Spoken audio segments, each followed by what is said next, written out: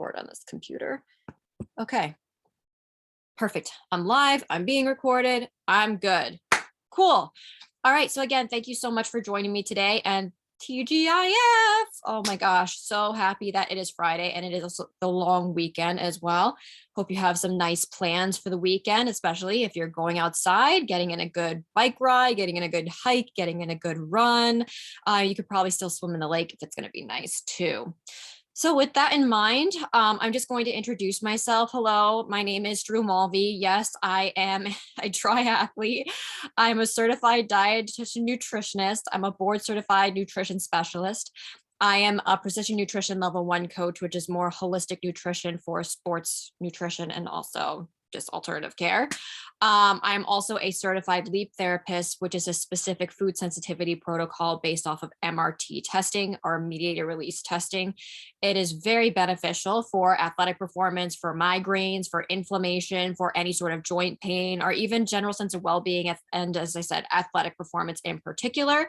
It's about 92% accurate and specific. I've used it on myself, and I actually just ran another one, and it is very, very accurate. It's actually much more accurate than any of the other food sensitivity tests that you can get out there because it does screen for the other mediators and not just IgG, which a lot of them are based off of IgG.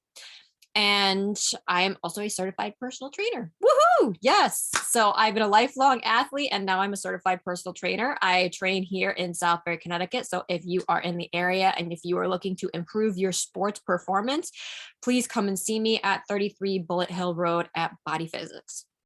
With that in mind, does nutrition really play a big role in triathlon training? Oh my gosh, yes. So this is the year that I really hunkered down on this, particularly changing up my macronutrients and changing up my diet. So I just want to backtrack. The backtrack about 6 or 7 years ago. So I was on a low carbohydrate diet. At this time, I had orthorexic tendencies as well. I had disordered eating. I was not fueling my body properly. And because of that, I had lost my period for about 5 years. It just came back fully 2 years ago. Thank goodness I'm healed from that. I was tired all the time. The stress in my body was just eating away at my muscles. I was not healthy, let alone I was not thinking that I should really be fueling my body properly during the ride, especially with carbohydrates. So I really had to get that down in my mind that carbohydrates are actually going to be beneficial for me. As soon as I started incorporating that into my diet and really honing in on sports nutrition and really honing in on what I should be doing pre, intra, and post workout, I have recovered immensely. I have not been as tired. I have been able to go longer in my endurance events, longer than I even anticipated I could go. And I've been feeling much better overall. As I said, I have my menses back. I am not as stressed. I listen to my body and it tells me when it's hungry. So I'm listening to those hunger cues. So what is it really this year that I changed a lot? The carbohydrates. Yep.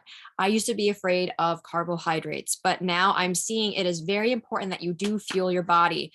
Now, there are a lot of studies out there that are promoting ketogenic diets for those that are endurance athletes. Okay. Personally, I don't like keto. I have never recommended it to anybody, and I don't plan to recommend it to anybody. Why is that? Because it actually places an extra stressor on your body. And a lot of those research studies were done on men. Men are very hormonally different than women are. They do better with stress. They have higher levels of testosterone. They were made to be, well, we can be warriors too. We can be warriors too. Ladies, we can be warriors. But they had more of that warrior mindset. Their bodies were created for that. Now, us, we're a little bit more, I don't want to say fragile, but we are hormonally different than men. And actually, carbohydrates are very beneficial for you, not only for fuel, but they are going to be very beneficial for thyroid function. They decrease cortisol levels. They also help tryptophan to get past the blood-brain barrier, which tryptophan turns into serotonin and melatonin. that helps you to sleep better, and that helps you to be happier. And when you're happier, you're more motivated. And when you're more motivated, you want to run longer distances, or you want to go on the bike, or you really enjoy exercise a lot more. So that's really important that you do get those carbohydrates in there for your fuel. You don't necessarily have to do that adaptation phase, as what they call it. Yes, you can do a little bit lower of carbohydrate, but not to the point where it is just too low of ketogenic diet, even lower carb. There are ways that you can get around it. You can pretty much place your carbohydrates around the time that you are working out. So your carbohydrates intra-workout, before workout, and after workout. But personally, what I did, I just fueled my body the whole day, because what carbohydrates do is they replete glycogen levels. Now, glycogen is your muscle's main energy compound. It's your main energy sugar, or how do I want to say this? It's your main energy compound. It's a sugar that's directly attached to your muscles, and the muscles use that for energy during long runs and when you're working out. Now, after about 60 minutes of high intensity or 90 minutes of steady state, that glycogen runs out. So you really need to make sure that you're repleting it, let alone before the night before, or even leading up to a long event. You need to make sure that you have enough glycogen stores on your muscles so that it can push you through those extra miles. So how did I change those things up, especially this year? Well, I did something a little bit different. Normally, they recommend about 25% protein, 55% carbohydrate, and then the rest is fats. Well, I was listening to my body. Personally, I do a little bit better with protein. So protein helps to maintain your lean body mass, and it helps you to put on a little bit of muscle too, but you can still remain lean by putting that, still having protein. But I did start to increase my carbohydrates, 55%. I don't want to say it was necessarily percentages, but I was increasing it to about 300 grams of carbohydrates per day. What they usually recommend for endurance athletes is about 5 to 12 grams per kilogram of body weight. So I figured that out. For me, I'm about 135 pounds. And so for me, that would be roughly around 300 grams of carbohydrates. So I started to really increase those carbohydrates. I would have 3 in the morning. I would have 3 at lunchtime. I was also starting to incorporate snacks in too, because I was training a lot.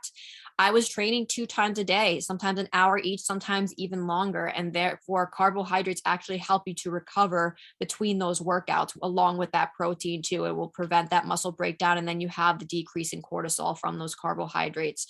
So that's going to be super, super important. As I said, I was up to a lot of carbohydrates. And I started noticing, once I started increasing those carbohydrates, I was starting to feel a lot better. Now, one of the things that I was noticing is that I did not have enough calories at one point. To me, going over 2,000 calories was very weird. And it made me nervous, because I thought, oh my gosh, I'm going to gain weight. Oh my gosh. Oh my gosh. But then you need to throw those mindsets away and realize what's more important to you. Do you want to perform your best? Do you want to be your best? I started crashing, not only in my workouts just, I felt very, very heavy, and it was very hard for me to work out. And then even in my job as well. So once I started increasing those calories, I had to take in between 23 and 2,500 calories because of the way that I was working out. Now, usually what I do intra workout, even before the triathlon, I was always making sure that I have about 30 grams of carbohydrates every 30 minutes after 90 minutes. Around here, it's very hilly. So that was probably after like 60 minutes, and your body starts to gauge when it's time to fuel. But I also had electrolytes on me. And that's one of the mistakes that I'm going to talk about in a little bit with my triathlon, is you have to make sure that you have enough sodium on you, because you are going to be sweating a lot. Yes, I do always have an electrolyte drink with me, but it's important that you have a certain amount of electrolytes when you are on the bike, or when you're running, or especially when you are going longer distances and you are sweating a lot. I always had that with me. I said today that I would be talking about coconuts, because it is World Coconut Day. Coconut water is one of my go-tos for electrolytes. It's a great source of potassium. It does have a tiny bit of sodium in it, but I do actually add about I add a sprinkle of sodium in there so about a quarter teaspoon of sodium. I'm going to have to look that up. It depends on the sodium, or it depends on the salt, but you want to be adding something in there. So at least you're getting about 300 milligrams of salt or sodium per about an hour of riding. And with that in mind, hydration is going to be very important. So here I even have my water bottle with me. So if I start sipping on the water, it's because I'm trying to stay hydrated. All right. So with that, hydration is going to be very important beforehand. It's going to be very important during, and it's going to be very important after. Now, one thing I'd like to say about the sodium and the carbohydrates, why do you think you need a carbohydrate load? Yes, it's important for glycogen, but carbohydrates actually help you to retain water in a good way. So it helps to keep you hydrated. So when you're going for long periods of time, you're going to need that hydration. So those carbohydrates are really going to be working in your favor when you're doing those longer endurance events, and really upping the water, especially about 2 days before you're doing your event, is going to be really important. I was drinking almost, let's see, I usually drink, I'm not always at a gallon, but I say 3/4 of a gallon of water I'm usually drinking, and then increasing your sodium beforehand too. So leading up to that, I was increasing my carbohydrates to 300 grams of carbohydrates about. I was also I should talk about this too. Protein, it's important to be between 1.6 and 2 grams of protein per kilogram. So that would be about 120 grams of protein for me. I just do very well with protein, so I didn't want to decrease that too much. I was keeping it at about that 120 gram point until about a couple days later. I have experimented with that before, where you go down to only about 15% protein and about 70% carbohydrates a couple days before the race. I was so tired and I did not feel well. So the books might say one thing, but you have to gauge how you're feeling as well. So leading up to that, about 55% carbohydrates, about 120 grams of protein, and the rest I was having as fats. So some of those meals that I was having a lot of complex carbohydrates, a lot of fruits as well. And I mean, I had some things in there. If you know me, you know that I love ice cream as a recovery food. So it's actually a really good recovery food because it does help to replete glycogen levels. So I was really incorporating a lot of that in. Now, let's go to the time when leading up to the actual triathlon. So 2 to 3 days before you have your endurance race, you're supposed to increase the carbohydrates, as I was saying, to 70%, decrease the protein to about 15%, and the rest is fat. I did not do very well with that. So I decreased the protein maybe to about 100 grams roughly. And then with the carbohydrates, I increased it about 60, 65% there, so that at least I was getting enough carbohydrate to be able to maintain that water while I was going to be running in that race. I also increased the sodium content. Now, I did not really measure how much sodium I was having. Apparently, before a race, the day before a race, you're supposed to increase the sodium about 800 to 1,000 milligrams. And then even the day before that, increase it to about 500 to 800 milligrams. So you're gradually increasing. I was even reading you could increase up to 2,000 to 3,000 milligrams before your race, because it's going to help you to maintain that water and to hydrate your muscles when you're going that long. You need that because you drop down 1% of hydration, 1%, and you start seeing it in your athletic performance, and your athletic performance starts decreasing. So it's really important that you stay hydrated. I was drinking a lot of water. I probably drank almost a gallon at least in those 3 days, because I was really trying to hydrate and really trying to make my body keep in that water.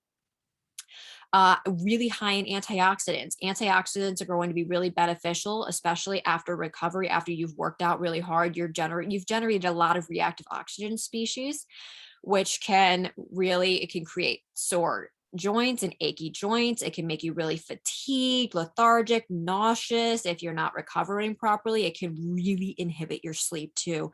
So it's really important that I am on a product called Juice Plus, which is fruits and vegetables in capsules, and it's just very high in antioxidants. I also have been eating a lot of vegetables, a lot of fruits, a lot of things that are really high in antioxidants, as well as those carbohydrates, those complex carbohydrates, as well as those simple carbohydrates.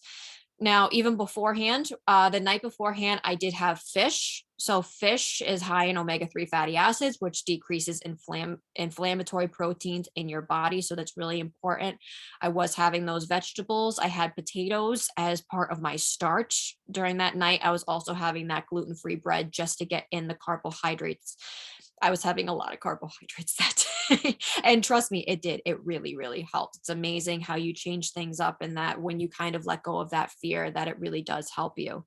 Now, leading up to race morning, one of the mistakes that I had made previously, I used to have a protein shake beforehand, and there was just too much stuff in there, and my body just did not do well. Actually, my second triathlon, my second sprint triathlon this season, I felt like I could have done a lot better, and whatever was in my protein shake, as it actually wasn't working for me. So I woke up at about 4:30 in the morning, and I wasn't going to be eating until about an hour, hour and a half before I was going to be racing, which is really important because you want to have something in your system at least 2 hours before your race. If not, make sure that you do have a snack in between there so that your body is running on something and that the cortisol levels potentially don't start going up and that your body is properly fueled.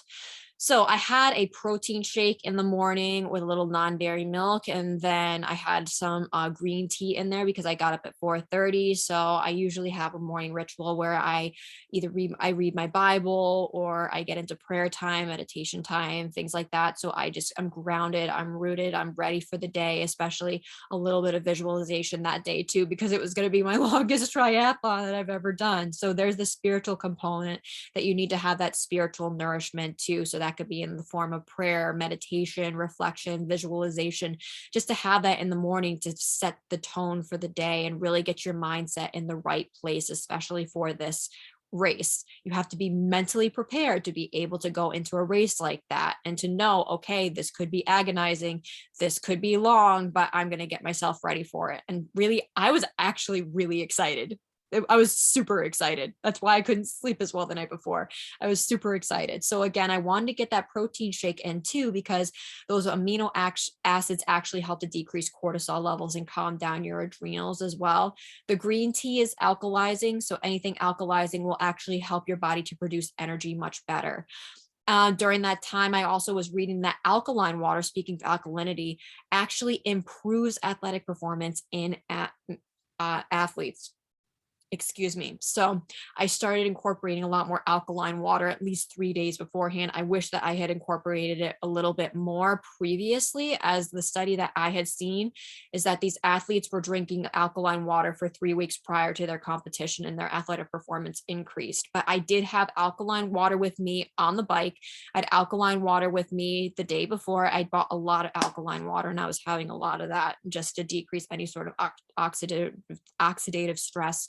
I did take 2 days off beforehand too, because I do much better with that.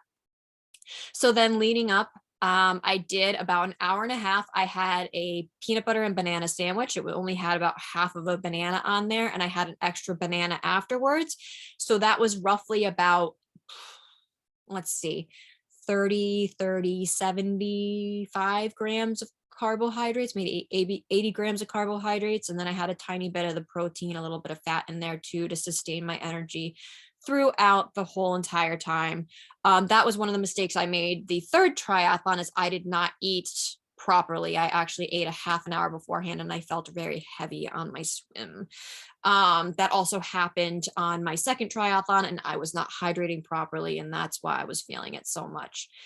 So leading up to that, I was still drinking a lot of water, making sure that I was properly hydrated. And let me tell you, when I got in that water, that swim has never felt so good ever in a competition for me. I nailed that swim. I had been practicing actually in the pool, and I got a 25, 45 mile when I was practicing in the pool. And now when you go into the lake, you're also around other people. I had a 26:16 mile. So I did really well. I felt really good getting out. So that was about, okay, so 26 minutes. Then I hopped on the bike and I was trying to see, okay, when is it that I'm going to need this extra fuel? So I made these little packets, as you saw on my Instagram. If you did not see on my Instagram, I made these little packets with whole foods containing about 30 grams of carbohydrates in there, so that after 90 minutes of working out, I would need those 30 grams of carbohydrates to replete those glycogen levels. I made a little concoction with some raisins and with some coconut. I was going to say coconut oil. No, not coconut oil, coconut water. I put a little sodium in there too, a little bit of pink Himalayan sea salt for the sodium. And I also put essential amino acids in there for the first one. And actually, it does recommend for those that are doing endurance events or those that are doing events that are longer than an hour or even 2 hours. So every hour, making sure that you're repleting your body with electrolytes, in particular, about 600 milligrams of electrolytes, about 5 grams of amino acids or protein. So that could also be in the form of essential amino acids. And then you want to have about 1 cup to 4 cups every hour. That's where I ran into trouble. I thought that I was hydrating properly. And now that I was reading all of these things, I did not have enough sodium in my system and I did not have enough water in my system. Yes, I did have the electrolyte drink. I shouldn't say the electrolyte drink, but I did have my raisins and I did have the coconut water. So that does count a little bit as my fluid, but I still felt like I did not hydrate properly, as I probably should have gone through one of my water bottles on the ride and I did not. But I did notice that with the raisins and with the carbohydrates from the coconut water, that I felt really, really good. And I felt really good on that ride too. I felt good throughout the whole thing, but there were just certain things, certain tweaks that I need to make. When I got to the run, oh my gosh, felt great. I knew when I needed to replete. After that, I had 30 minutes to be able to replete with the 30 grams. My body was really good at telling me when it needed it. Again, I had another packet. That one didn't have the essential amino acids. The essential amino acids help to prevent muscle breakdown, and that's why it's important during the beginning. Granted, it can slow down a little bit the release of carbohydrates, and then it can make you actually it prevents you from retaining water. Protein prevents you from retaining water. It is good to have in there to prevent any sort of muscle breakdown. So you want to have that towards the beginning, and then towards the end, your body is just going, and it just needs those fast carbohydrates just to get you through the rest of the time. Now, I learned my lesson that when you are running, the water and anything that is in your stomach tends to jostle around a little bit. So next time, instead of the coconut water, I am going to be using a banana puree with the raisins and a little bit of sodium in there too. I did not have enough sodium on the run. I probably needed a little bit more water on the run, and I did not have that water bottle with me. I did stop at a couple of the stations and did have some water, but I didn't have that 1 cup of water fully. So that is why my internal temperature when I did finish, I was very heated for a very long time. But overall, it was just tiny little mistakes like that. So if you are training, intra-workout nutrition is going to be super important. So after about 60 minutes of high intensity training or 90 minutes of steady state training, you are going to need about 30 grams of carbohydrates every 30 minutes or about 60 grams of carbohydrates every hour just to replace the glycogen levels. You're also going to need electrolytes every hour, about 300 milligrams, depending on if you're a heavy sweater and you're actually a saltier sweater, which I now am a saltier sweater. You're going to need a little bit more than that. And it range from 700 to 1,000 milligrams. And there's actually a great product out there that I'm looking into called LMNT. And they have about 1,000 milligrams of sodium in there as well as the other electrolytes to help prevent muscle cramping. That is how I knew I did not have enough sodium, because my muscle did start to cramp at mile 3. And thank God it didn't get any worse, but I wish I had some pickle juice on me. Pickle juice is a great thing to have on you because of the sodium content and will only work for you. So definitely need to increase the sodium the next time that I am doing a long distance run, making sure that I'm having about those 300 milligrams plus every hour of when I'm riding or when I'm running or doing an endurance event. I'm definitely going to have more of a puree instead of something that is a little bit more liquidy. And then post workout, okay, post workout, I always have about a 1-to-4 ratio of protein to carbohydrates because you need that right after you words. You need that for recovery and repleting those glycogen levels, and also for decreasing cortisol levels, and also to maintain your lean body mass so your body doesn't start recruiting proteins from your muscle. So what I normally do is I have a protein shake, and I've been incorporating some pomegranate juice, which is really, really high in antioxidants. And in particular, it does help the body to produce glutathione, which is your body's natural antioxidant. And that's a straight way to get sugars. You do not have to be afraid of simple sugars, especially during a workout and after a long workout, because your body's just going to soak them in like a sponge. And as Dr. Barker, a naturopath in Colorado, who I've done a couple of lives with, who is also he's an ultra marathoner, he's a runner, really cool guy. He was the one that was saying it just vaporizes. So your body utilizes it immediately. So you don't have to worry about all those carbohydrates. You want all those carbohydrates. So post workout, I have about 15 to 20 grams of 15 to 20 grams of protein and about 60 to 80 grams of carbohydrates. So that would include my pomegranate juice. I do have extra raisins lying around, and I do have some extra, it's usually raisins, sometimes applesauce, sometimes extra banana. I usually have watermelon. That's been my go-to, watermelon, after a long run like that. That's really good for electrolytes too. That is really, really crucial. And I didn't realize how crucial it was. And I waited a little too long after my last triathlon. Yes, I had some potato salad and pulled pork, and I had the bun, and I had some coleslaw, but that was about 45 minutes past when I had gotten to the finish line. Usually what I have is that protein shake. I had everything with me. I didn't have that, and that's why I felt it the next day. But the sprint triathlons prior to that, that's what I always had, and that has helped me immensely with recovery. So main things, you do not have to worry about carbohydrates during your training. That is going to be your fuel, and even simple carbohydrates are going to be your fuel. Get things in that are high in antioxidants, and whole food sources of things are actually better, because the goos, thank you Dr. Kirsten, she is awesome. She is a functional medicine nutritionist and a chiropractor and an Ironman triathlete as well. She is just absolutely awesome. She had just emphasized as well, I knew that goos that were the best idea for fuel during a run, and she broke that down, that the types of sugars that are in those can actually cause gastrointestinal issues, which is very common in endurance athletes, actually, because you're putting so much stress on your body that when you put that much stress on your body, your hydrochloric acid decreases. So that can cause digestive issues. That's why it needs to be quickly absorbed. It can also throw off your microbiota in your gut, and then your body starts to recruit proteins from your stomach. So it's really important that you're getting adequate amounts of protein afterwards, and that you're fueling your body properly so that you're absorbing things so that you're able to continue on that run. So again, very important. So you're not having gastrointestinal issues. And I like turning to whole foods. Bananas are a great source of sugar, and they are a great source of potassium to prevent muscle cramping. Add in a little sodium there, and also the raisins, they are just as good as those sports jelly bellies for keeping you going. Honestly, I was having those and pumpkin seeds during the training even prior. Okay. And gummy bears, yes. I was having gummy bears, and they really, really helped during the ride. So I use a Black Forest organic gummy bears. It's all good stuff in there. And yeah, why not have some gummy bears in there?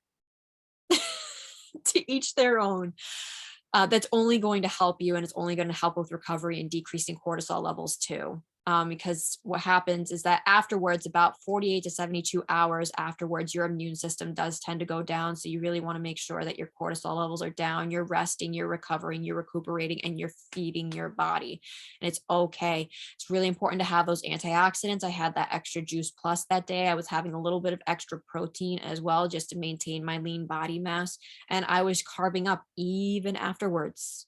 just fueling my body and letting my body know that it wasn't under a state of stress. So with that, I was able to do an Olympic triathlon. Now we're moving on to mindset. Now, when you're going in for a workout, where does your mind tend to go? Is it negative or is it positive? And how does your body react to that? I've been challenging everybody to do this experiment. Go for a run and think positive. Think great things. Check in with yourself. Just get lost in the scenery and just enjoy.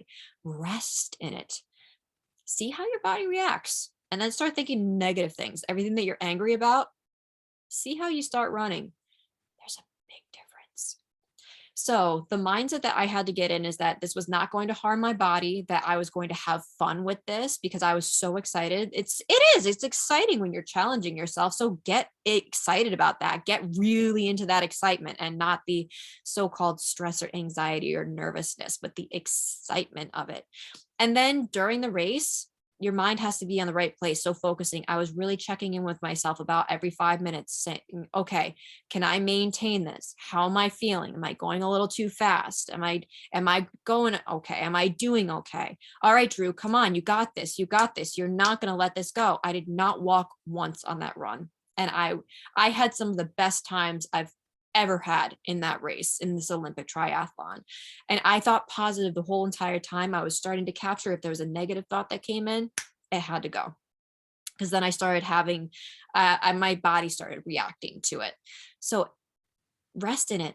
That's what I say. Rest in it. If you know that you have to do it, don't get anxious about it. Just rest in it. And you don't have anything else to do when you're running or when you're doing a triathlon. You just have to focus on that.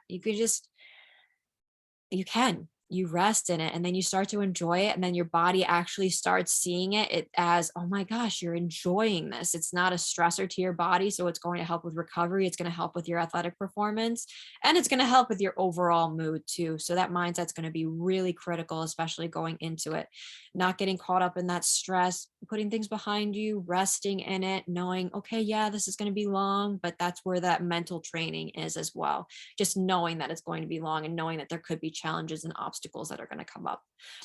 All right. I think I probably talked everybody's ear off, and I pretty much covered everything in which I have been doing up to the triathlon. I also had alternative testing done, which I do run on my clients to let me know what supplements I did need. Particularly tyrosine and carnitine were really helping me with my energy, especially in the morning. And a little bit of that green tea powder, the matcha green tea powder, because it's very alkalizing, very high in antioxidants. It did actually help me in the morning when I had a little bit of caffeine. If I had 2-a-days, I always made sure that before I worked out, I had a little bit of carbohydrate and some fat in there, or sometimes I had a little bit of a protein shake. Always made sure that I had carbohydrates around my training and that I was just listening to my body, because that was going to tell my body that it's not under a state of stress.